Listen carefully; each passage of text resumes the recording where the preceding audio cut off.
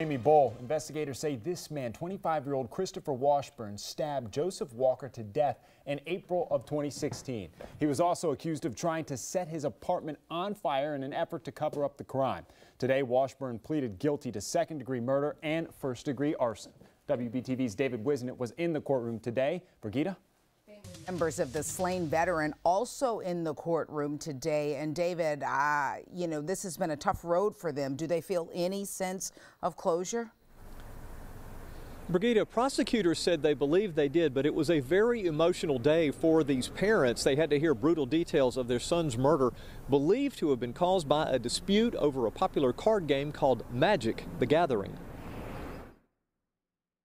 Murdered veteran David Walker, Is there anything to say? And one-time friend Christopher Washburn both played Magic: The Gathering and were playing on the night of the murder. It's the most popular collectible card game. Ray Franks runs the Comic Mon store in Salisbury and remembers seeing Walker in his shop in 2016. Once or twice he had come in here a couple of weeks prior to the incident. He was friendly. It was the last place that Walker and his killer Christopher Washburn visited before going back to Walker's Salisbury apartment. It was there that Walker was stabbed to death, then dragged into a bedroom that was set on fire. His last moments on earth must have been pure agony, Walker's mother Carol said in court today. Police say in the days following that murder, Washburn visited comic book shops trying to sell high-dollar magic cards he had taken from Walker.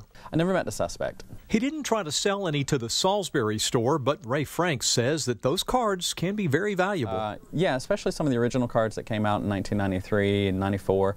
The print runs were low, so that makes them very desirable and collectible. David Walker was an Iraq War vet and an only child. In court, Walker's mother described finding out from police that her son had been murdered, saying, "I felt a piercing pain in my heart when the impact hit me. I pleaded to God, not my David. Please, not my David." And our only child was dead, and in the course of a few minutes, our lives were destroyed. It was very tough for Mrs. Walker in court as she tried to read that statement. She broke down crying several times before she was able to finish.